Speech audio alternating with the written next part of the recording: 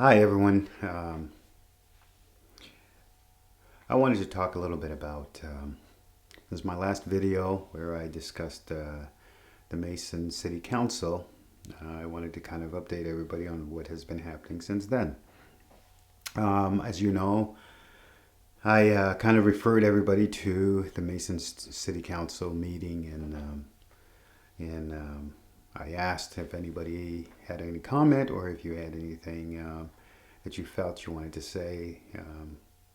To please gladly contact me. So I did receive a contact from the mayor, of Mason, and he had a rebuttal and wanted to made some really good points. Wanted to clear up some points and so on. And so he kind of went through and he explained his position and his motivations.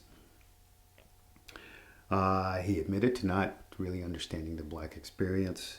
And the most important part, I think, of that his rebuttal was just the offer to discuss the issue, which I thought was very open of him. So in my reply to him, I replied to his rebuttal with another pretty long email. My reply basically thanked him for his time and his willingness to listen, because I think that is an important part of trying to resolve these issues. I also reiterated my perspective on what was said and the observations on the facial expressions on some of the council members, which I felt really needed to learn more about the issue. It just seemed to me that there was not an understanding of the issue at that point. And I also urged some self-examination on everybody's part, all members, mayor included, everybody, because I think when we talk about implicit bias, basically we are talking about things that if that go unchecked, if we don't check them, then they become an issue. And then I offered him some examples of how this has affected me and why I am kind of passionate about this whole topic. And we also talked a little bit about the leadership role. I felt that the city council has a leadership role to play. After all, you're the leaders of Mason, so you set the pace, so to speak, for the people of Mason. So I thought that was kind of important, that we kind of stand up to it. So, whenever I have a problem, I always believe that, if you have a problem and you don't offer any solutions, then why are you bringing the problem up? That's what I consider to be whining. So I thought, well, you know what? I am going to see if I can offer up some solutions. So in my rebuttal, to his rebuttal, I offered the question for them to really look at why is it that we don't have much diversity as far as Mason goes. I'm not sure what the issues are, but that might be something worth looking at.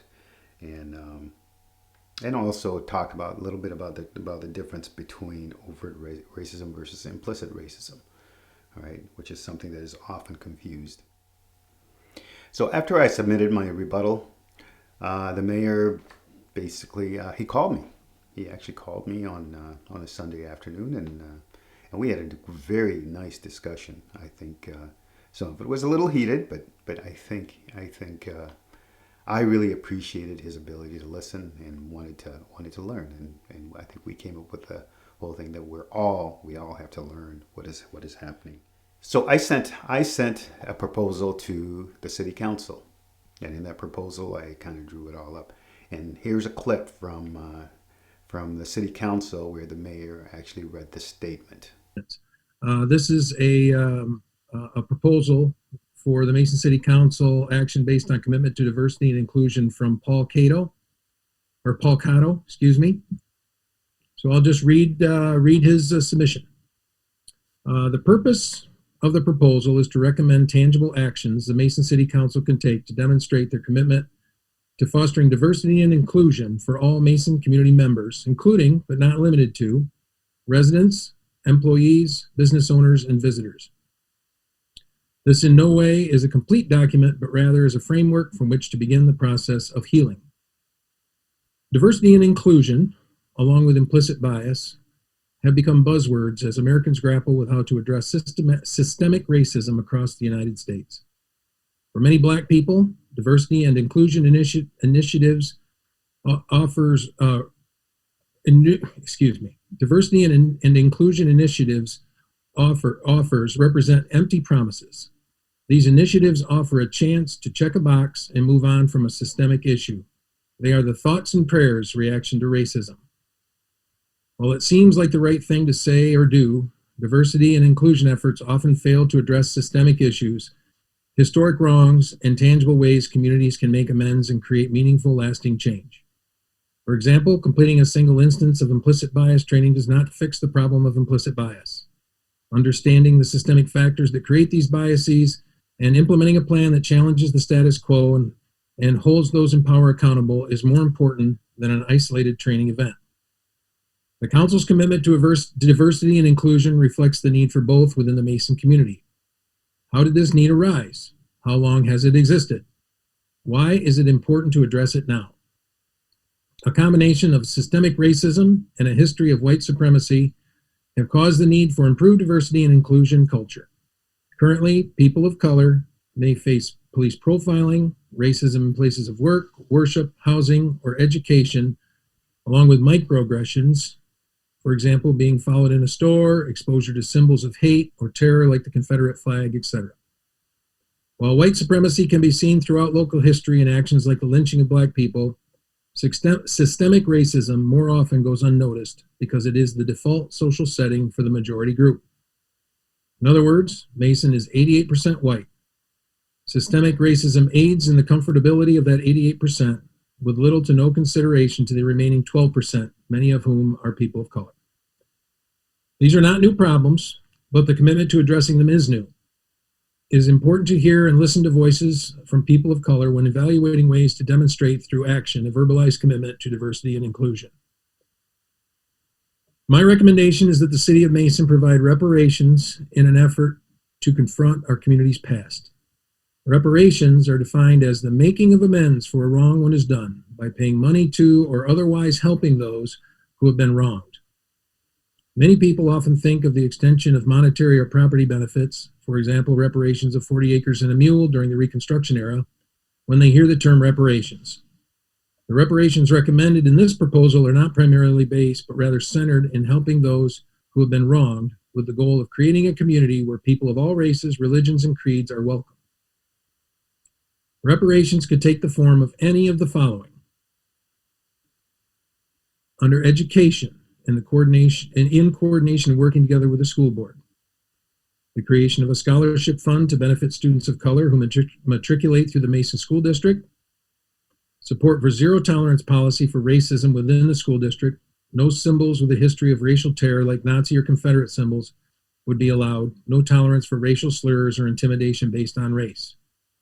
And number 3, tutoring and mentoring programs created for students of color with an emphasis on either higher education or career training.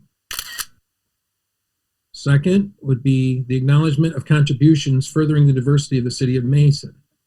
Number 1, highlight contributions of concurrent and historic people of color within the Mason community. Recognize the contributions or community members of any race or background who have helped foster a diverse and inclusive environment within the Mason community. Students and community members could nominate recipients in different categories. Number 3, hold annual multicultural appreciation event to highlight the richness of the many cultures in and around Mason, celebrating other cultures through food, dance, and other traditions. This third grouping here is under civics. Number 1, an ongoing implicit bias training for all civic leaders and public service employees. Number 2, no qualified immunity for civil servants. And number 3, review of hiring and training processes, consulting people of color as well as professionals specializing in diversity and inclusion culture change. Changing the culture of a community is a long and difficult road, but taking even a single step toward tangible change is progress. Inviting the community to participate in the Council's conversations related to future diversity initiatives is strongly recommended. And again, that's from Paul Cotto. We have the address. I just don't have it handy right now. The proposal is by no means a complete document. It is, I had 2 days to write it, and I did not write all that myself. I had a lot of help. I talked to a lot of different people to see what their opinions were on the particular document, and then we kind of drafted this one up. So while it is not a complete document, it really is a place to just start, and I think the discussion needs to happen, and so that's kind of where we're going. During the council meeting, the mayor also addressed, um, some of his thinking since the last council meeting. And here's the clip. I will play that. Next, we have council member reports, and I'm going to ask your indulgence to let me do something I usually don't do, and that is go first. I would like to address the comments that I made at the last city council meeting regarding Councilmember Vogel's idea that the council receive implicit bias training, as well as the broader issue of racial bias within the city of Mason. So first, with regard to my previous comments, my intent was to convey my thoughts on the specific suggestion that the city council needed training regarding implicit bias. Every reference I made to the city of Mason or the city council was intended to apply to the city government and the council only. As I noted in my comments, I am aware there is a problem with racial bias among some people in the city.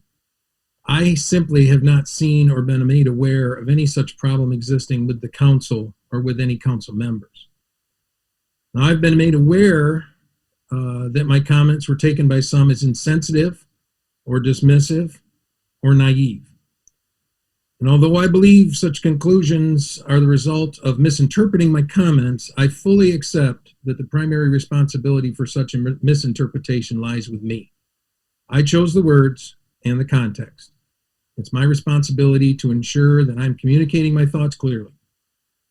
I apologize for any uncomfortable emotions I may have caused by how I presented my opinion. I subscribe to the sentiments conveyed in the resolution regarding inclusion that was passed unanimously by City Council during our last meeting. And unfortunately, my comments failed to sufficiently demonstrate my commitment to those sentiments. And again, for this, I apologize. On the broader issue of racial bias in the city of Mason, one positive result of my comments during the last council meeting has been the discussion spawned with others about racial bias. I have been told more than once that there exists among some the perception that the city of Mason is not generally welcoming to people of color as a place to live. And although I have no firsthand knowledge of such a perception, I respect and take seriously the people who conveyed the information to me. It sickens and saddens me to think such a perception may exist. And I'm extremely confident that the possible existence of such a perception is just as distasteful for all members of the city council, the city leadership team, and I believe the vast majority of the city residents as it is for me. Even the potential existence of a perception that the city of Mason is racially non-inclusive should cause us all to be concerned. In that regard, I believe the city should examine what might lead to such a perception. So I'm requesting that the next city council agenda include a discussion of what measures the city might explore to evaluate the extent to which the city is perceived as unwelcoming, and if found necessary, what possible actions the city council and city staff might pursue to eliminate such a perception. Now, I believe we are all aware that the issue of racial bias is a complicated one. A council discussion will be only a first step. Improving, let alone resolving, the situation, even for just the city of Mason, will require great diligence, courage, and a long-term view. It will also require all of us, regardless of race, to talk to each other honestly, respectfully, and with a focus on understanding and reconciliation. There are numerous questions to consider from all sides. I believe we can reach consensus only if we come to grips with the fact that we all carry biases. We all carry biases, and that some biases can be perceived as exclusionary.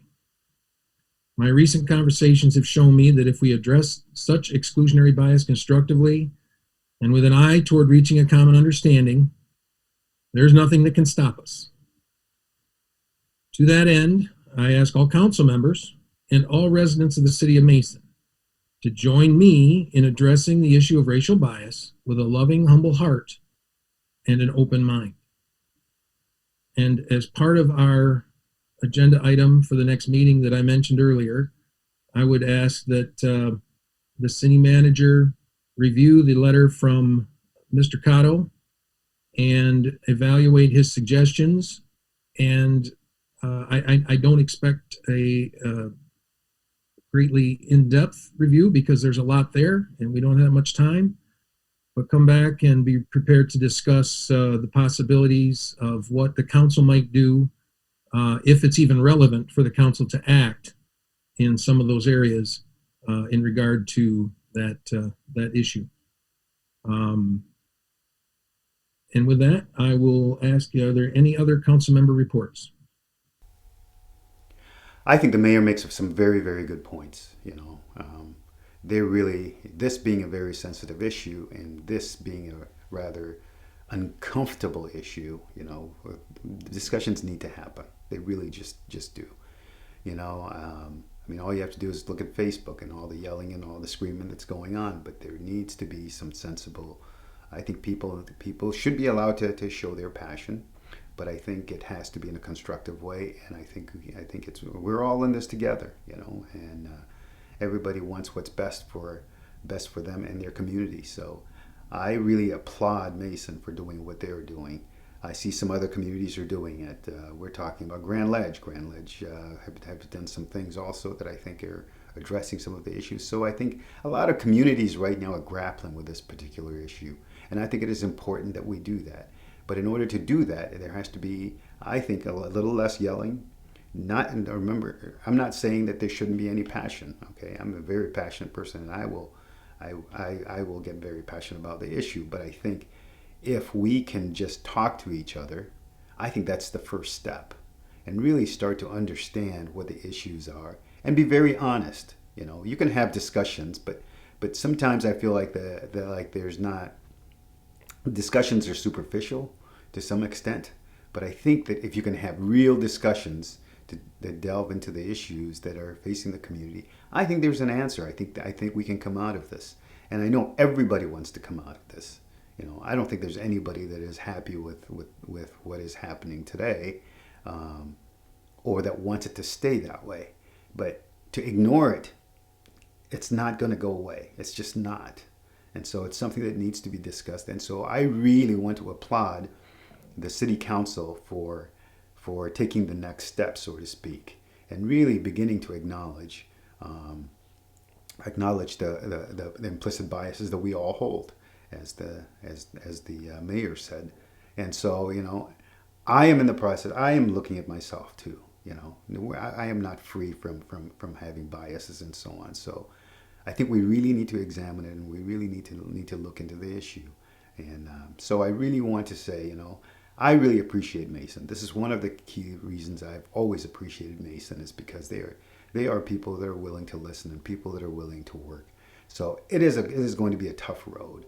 I know it is, because there are some people that are there's going to be some people that think that the proposals don't go far enough, and some people are going to say that's too much, and with some of the traditional values that we hold, or the traditional, I wouldn't even call them values, I'd consider traditional views that we hold, it's going to be difficult for some people to come along, and I think it's going to take some will and some desire for change, and it's not an easy road. And I applaud the mayor for taking that first step, and we both acknowledged, we've got a long way to go. But I think we've taken the first step, and that's important. And I also applaud all the council members, and I hope that the discussion will continue in a very, very fruitful way, and we can all come out of this as a better people, better community. So, just my 2 cents. Thank you.